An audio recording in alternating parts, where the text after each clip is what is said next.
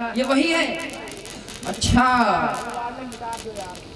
तुम वही कपी हो? हनुमान जी ने कहा। और इधर कहा कि कौन सा दंड दिया जाए। सब दंड मांगने लगे कि इस कपी को दंड दिया जाए। तो रावण सोच रहा था, बोले भैया क्या करे। और हनुमान जी महाराज क्या करे, जब बोल रहे थे तो अपनी पूंछ पकड़ करके उसको सहला रहे थे। रावण देखा अच्छा इसको अपनी पूंछ बहुत प्रिय है, तो इसलिए क्या हुआ कि पूंछ में जितना भी नगर का कपड़ा था सब लपेट दिया, और जितना भी नगर में तेल घी इतने जलने वाले पदार्थ थे सब उसके ऊपर छोड़ करके और आग लगा दिया। और आग लगाने के बाद जो ही आग लगाया सो हनुमान जी महाराज छलांग लगाए और उलट पुलट लंका सब जाए। जहां नहीं लग रही आग वहां भी लगा दे रहे हनुमान जी महाराज। इस प्रकार लंका जला करके समुद्र में आकर के अपनी पूंछ को बुझाया और उसके बाद माता जी के पास पहुंच गए और कहा मां, तो जिस प्रकार भगवान आते समय मुद्रिका दिए थे, आप भी कुछ जो चिन्ह दीजिए, भगवान को विश्वास हो कि हम मिल करके आए हैं माता से। तो इधर कहा एकादशी व्रत का मतलब और फल क्या है। कहते हैं कि सूर्य वंश में जिसमें हमारे आदरणीय प्रभु राम जी अवतार लेते हैं, चारों भैया आते हैं और अयोध्या को आनंद करते हैं, अयोध्या में आनंद देते हैं। जो आनंद सिंधु सुख राशि वो स्वयं आते हैं क्या, हम सभी को आनंद देने अयोध्या वासियों को। तो कहते हैं कि जो भगवान के प्रति प्रेम पाना चाहता है तो व्रत कहा गया एकादशी व्रत। तो एकादशी व्रत सबसे बड़ा व्रत कहलाया गया है, अधिकतर लोग रहते भी हैं। तो एकादशी व्रत कहते सूर्य वंश में एक अमरीश महाराज थे। जो अमरीश महाराज क्या करते थे, एकादशी व्रत रहते थे। और एकादशी व्रत एक बार एकादशी व्रत रहे और व्रत रहने के बाद जब पारण करने का समय आया तो कहते हैं कि यदि ब्राह्मणों को भोजन करा दिया जाए और फिर पारण किया जाए तो अधिक लाभदायक होता है। तो महाराज इधर पारण करने जा रहे थे कि तब तक उधर से दुर्वासा ऋषि जी को देखा। दुर्वासा जी को देखा क्या कि महाराज आ रहे हैं, तो दौड़ करके प्रणाम किया और कहा महाराज आप बहुत ठीक समय आए हैं, आपका दर्शन हो गया तो समझ लीजिए हमारा एक व्रत 10 व्रत के बराबर हो गया। और कहा कि महाराज आज का भोजन आप यही करिएगा। महाराज ने कहा ठीक है, तब तक हम स्नान करके आते हैं, आप इधर व्यवस्था करिए, तब तक मैं आ रहा हूँ, आप तैयारी कीजिए। कहा ठीक है महाराज जल्दी आइएगा। कहा ठीक है। इधर दुर्वासा जी आते हैं स्नान करने के लिए और इधर महाराज अमरीश इंतजार करते रहते हैं कि बस महाराज आ जावे और पूजन कर दे, भोजन करा दे, फिर मैं भोजन करूं। इतना सोचते हैं और सोचते सोचते समय अधिक हो जाता है। कहते हैं कि एकादशी मात्र कुछ ही शेष बची। जो एकादशी व्रत द्वादशी जब कुछ ही समय बची और पारण करने का समय जो था वो पूर्ण होने लगा। तो विद्वानों से परामर्श लिया, संतों से पूछा कि महाराज अब मैं बताओ मैं क्या करूं। तो कहा कि कोई इसमें दिक्कत नहीं है, भगवान का चरणोदक लेकर के पान कर लीजिए और समझ लीजिए आपका पारण हो गया। कहा ठीक है। ब्राह्मणों की आज्ञा मान करके इधर महाराज ने भगवान के चरणोदक का पान किया। कहते हैं कि भगवान के जो चरणोदक पान करते हैं तो अकाल मृत्यु हरने की क्षमता भगवान के चरणोदक में होती है। जो हमारे ठाकुर जी की सेवा करते हैं, शालिग्राम जी की, लड्डू गोपाल जी की, तो जो चरणोदक होता है, कहते अकाल मृत्यु हरणम सर्व व्याधि विनाशनम और विष्णु पादोदकम पित्वा पुनर्जन्म न विद्यते। यदि भगवान के चरणों का चरणोदक पान करते हैं तो कहते हैं कि पुनः हमें जन्म पृथ्वी पर नहीं लेना पड़ता है और कहते हैं कि अकाल मृत्यु उसकी नहीं होती है। अकाल मृत्यु उसकी कभी हो ही नहीं सकती, वो भगवान का प्रिय हो जाता है। तो इधर अमरीश महाराज ने चरणोदक पान किया, और जब तक पान किया और बैठे ही कि तब तक दुर्वासा जी महाराज का आगमन हो गया। और दुर्वासा जी महाराज को ये पता चल गया कि अम्बरीश ने भोजन कर लिया, और क्रोध में आकर के कहने लगे कि अतिथि को निमंत्रण दे करके और स्वयं पहले भोजन कर लेता है, इतना क्रूर है। क्रोध में आ गए, और इतना क्रोध शांत नहीं हुआ यहाँ पर, इतना क्रोध आया कि महाराज अम्बरीश को मारने के लिए कृत्या प्रकट कर दिए। और जैसे ही कृत्या प्रकट की, और कृत्या प्रकट करते ही क्या हुआ कि इधर जैसे ही अम्बरीश महाराज की ओर बढ़ने लगी कृत्या, सो भगवान का उसी समय सुदर्शन चक्र प्रकट हो गया। सुदर्शन निज्जिहाना दिश विदिशि तिरस्कृत सावित्र वर्चे। भगवान का सुदर्शन चक्र प्रकट हुआ और उस कृत्या को नष्ट कर दिया, और दुर्वासा जी महाराज के पीछे लगे। दुर्वासा जी महाराज भागते फिरे, तुरंत भगवान शंकर के पास गए, बोले रक्षा करिए। बोले यहाँ कोई उपाय नहीं है, जिसका चक्र है उसी के पास जाइए, जिसका सुदर्शन है आप उसी के पास जाइए। तुरंत दुर्वासा जी महाराज भगवान विष्णु के पास गए, विष्णु जी के पास गए। इधर कहा प्रभु मेरी रक्षा कीजिए। बोले क्या हुआ महाराज? कहा कि ये आपका सुदर्शन मेरे पीछे पड़ा हुआ है। भगवान ने कहा कि आजकल सुदर्शन हमारे पास नहीं रहता है। बोले तब? बोले हमारा भक्त एक है अम्बरीश, उसी के पास रहता है। तो कहा कि जिसने छोड़ा है वही जाओ, आजकल हमारे पास नहीं रहता। दुर्वासा जी महाराज वहां से भगे और आ करके अम्बरीश महाराज के चरणों में गिर पड़े और कहा कि अम्बरीश इस सुदर्शन से मेरी रक्षा करो, इस सहस्त्र सुदर्शन से मेरी रक्षा करो। जब इस प्रकार प्रार्थना किया तो महाराज अब सूर्यवंशी हैं, तुरंत उठा करके कहा आप ब्राह्मण हैं, कहीं अपराध ना कराइए मुझसे।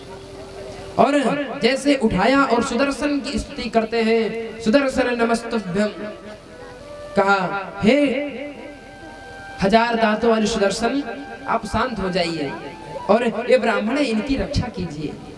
सुदर्शन शांत हुआ और कहते हैं कि महाराज दुर्वासा जी 1 वर्ष तक, जब तक वही समय नहीं आ गया तब तक भागते फिरे। तो कहते हैं कि जो भगवान का एकादशी व्रत करता है उन्हें ये फल प्राप्त होता है।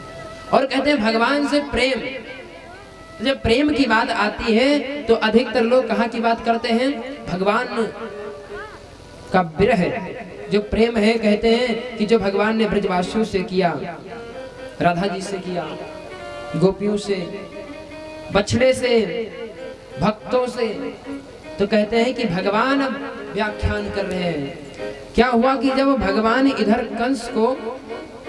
कंस का मर्दन किए और विद्या अध्ययन करने गए, और विद्या अध्ययन करके जब आए और इधर मथुरा में भगवान बैठे हुए, भगवान बैठे हुए हैं और इधर होता क्या है कि मैया देवकी जो भगवान की माता जी हैं लेकर के क्या जाती है, भोजन लेकर के 56 प्रकार का व्यंजन बना करके भगवान के सामने ले जाती है। भगवान से कहती है बेटा भोजन कर लो। भगवान ने कहा माँ भूख नहीं है। मैया ने कहा बेटा थोड़ा भोजन कर लो। भगवान ने जब फिर मना किया, जब फिर मना किया तो मैया कहने लगी हाँ बेटा तुम भोजन क्यों करोगे? क्यों? क्योंकि मैं तो मक्खन लाना भूल ही गई। मैया दौड़ करके मक्खन लाती है, मक्खन लाई, कहा कन्हैया अब तो भोजन कर लो। भगवान ने कहा माँ भूख नहीं है। कहा हाँ हाँ मैं तुम्हारी माँ यशोदा थोड़ी ना हूँ जो तुम मेरे हाथ से भोजन कर लोगे, मैं तो देवकी हूं ना। तो इस प्रकार भगवान से कहती है मैया, लेकिन भगवान आज मौन है। भगवान कहते माँ मुझे भूख नहीं है। और जब भोजन वापस कर दिया तो रास्ते में मैया को कौन मिला? उद्धव जी मिले। उद्धव जी मिले और उद्धव जी जब मिले तो मैया ने कहा क्या उद्धव आज पता नहीं क्या हो गया है कन्हैया को कि भोजन नहीं कर रहा है। जब से विद्या अध्ययन करके आए हैं तब से ना भोजन करते हैं, ना सही से बोलते हैं, ना सही से रहते हैं, पता नहीं क्या हो गया है। अरे उद्धव आपके तो मित्र हैं, जा करके समझाओ। उद्धव जी आते हैं। उद्धव जी कौन है? उद्धव जी वृष्णीनां प्रवरो मंत्री, राजानां दयितां सखा, शिष्यो बृहस्पतेर् साक्षात् उद्धवो बुद्धिसत्तमः। का महाराज वृष्णी वंशियों के मंत्री हैं और भगवान कृष्ण के परम सखा हैं, और शिष्यो बृहस्पतेर् साक्षात्, बृहस्पति जी के शिष्य हैं और साक्षात बृहस्पति जी के समान ही विद्वान हैं। उद्धव बुद्धि सत्तमा, और उनकी बुद्धि प्रकांड है, वेद के ज्ञाता हैं, वेद को जानने वाले हैं।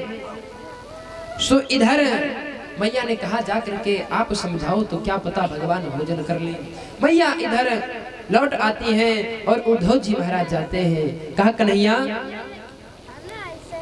क्या बात है, भोजन नहीं कर रहे हो? इधर भगवान ने कहा उद्धव आज मुझे ब्रज की याद आ रही है। उद्धव मुझे ब्रज की याद आ रही है। कहा उद्धव क्या कभी तुमने प्रेम किया है?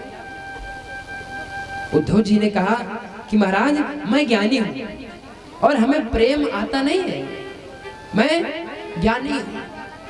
कहा अच्छा, तो मुझे आज ब्रज की याद आ रही है, तो क्या आप ब्रज को चले जाओगे? ब्रज में जा करके मेरा संदेशा सुना दोगे? कहा ब्रज में? कहा बोले गोपियों के पास, माँ के पास। इतना सुना सो इधर महाराज ने कहा कि प्रभु मैं चला तो जाऊं, लेकिन मैं वेद ज्ञानी हूं, मैं वेद का ज्ञाता हूं, और वो कहा गवार ग्वाले, कहा वो गोपियां मेरी वेद भाषा कहां से समझेंगी वो? जब इस प्रकार कहा तो भगवान ने कहा उद्धव एक बार हमारे कहने से चले जाओ।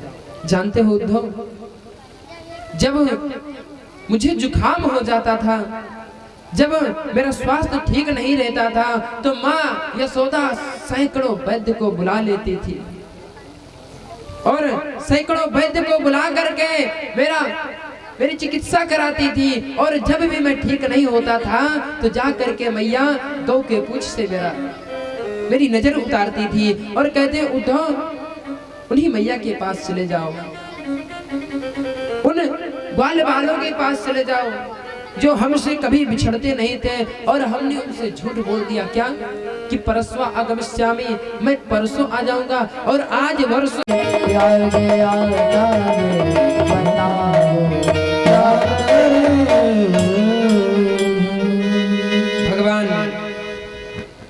भगवान इधर कहते उद्धव से कि मुझे ब्रज की याद आ रही है, क्या तुम ब्रज जा सकते हो?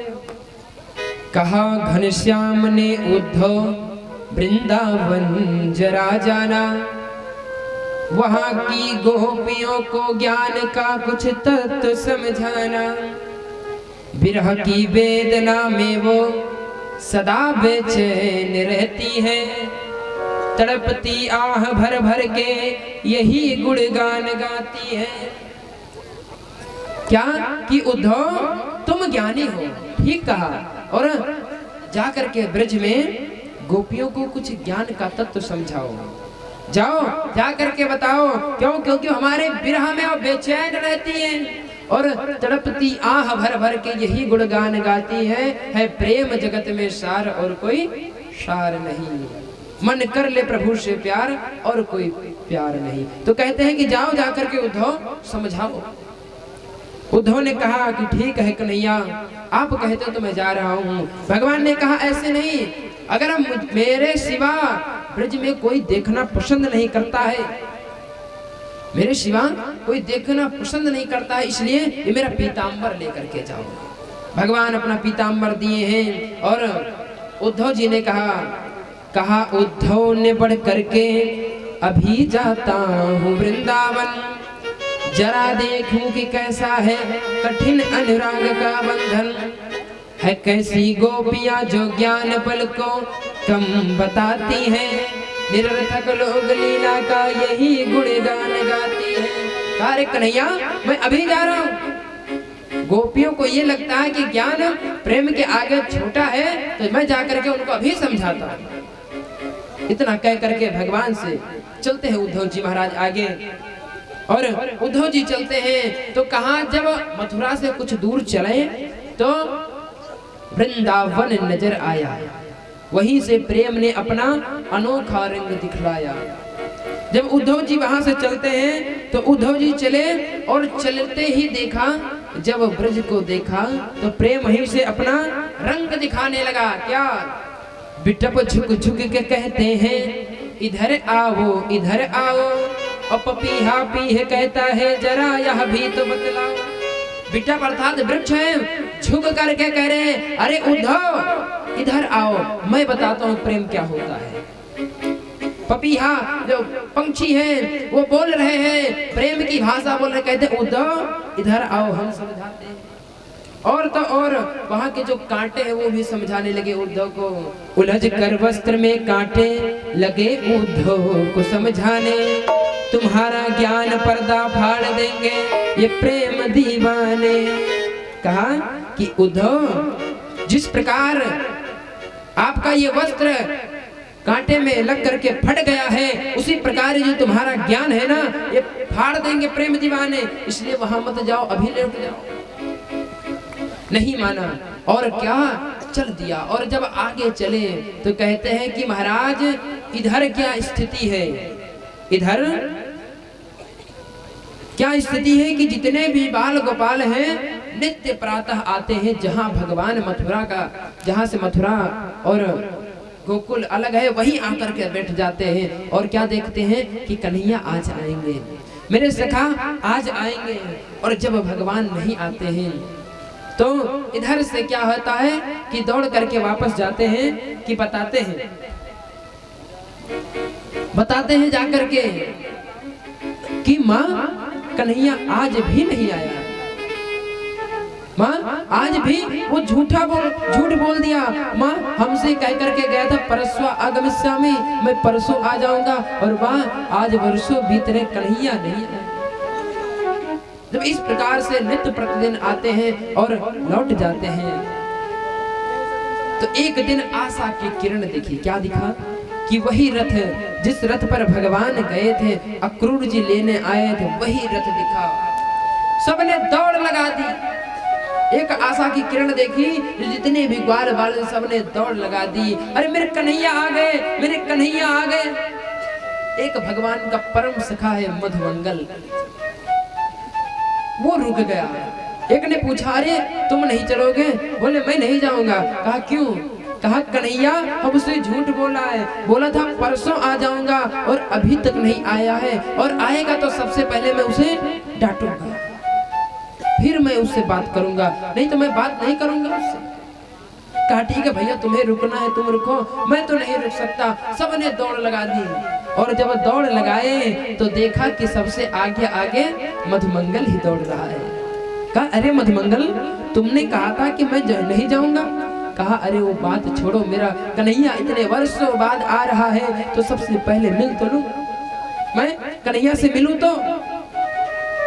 इस प्रकार मधुमंगल सब रथ को घेर लेते हैं।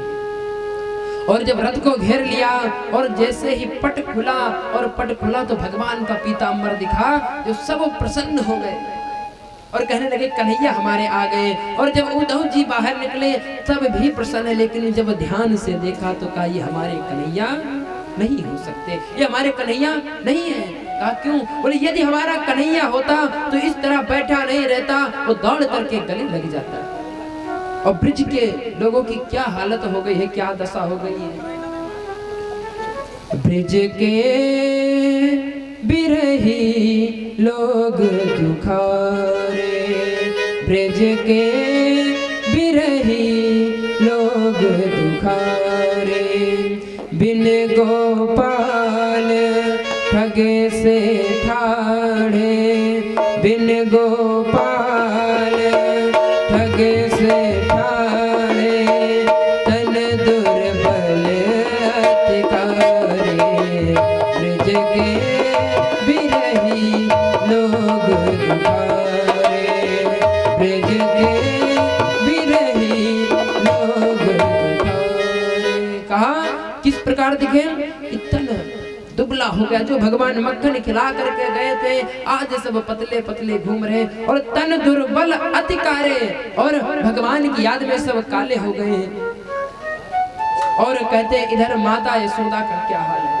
माता यशोदा क्या करती हैं? माता यशोदा माखन जोड़े, माता यशोदा माखन जोड़े, निस दिन सांझ सकारे, ब्रज के बिरही लोग दुखारे, ब्रज के बिरही लोग दुखारे। चहु देश कान्हा कान्हा टेरत, चहु देश कान्हा कान्हा टेरत, अखियन बात परारे, ब्रज के बिरही लोग दुखारे, ब्रज के बिरही लोग दुखारे। माता यशोदा का क्या हाल है कि नित्य दिन सांझ सकारे सुबह शाम नया नया मक्खन जोड़ करके रखती हैं कि मेरा कन्हैया आ जाएगा और मांगेगा तो मैं क्या दूंगा। और जब भगवान नहीं आते हैं तो चहुदिस कान्हा कान्हा टेरत, चारों दिशाओं में कन्हैया कन्हैया आवाज लगाती हैं और अखियां से आंसू नहीं बहता, पनारे झरने बह रहे आंखों से। कहा ये स्थिति हो गई है यहाँ के लोगों की। अब उद्धव जी आए तो उद्धव जी ने कहा कि मैं मथुरा से आया हूँ, मैं कृष्ण का सखा हूँ, मैं नंद भवन जाना चाहता हूँ, क्या आप मार्ग बता सकते हैं? जब इस प्रकार पूछा तो कहा हाँ, आप ये जो नदी देख रहे हैं, ये जो नदी दिख रही इसी को पकड़ करके चले जाए, जहां से इस नदी का उद्गम है वही नंद भवन है। कहा कि ये इसका रहस्य क्या है?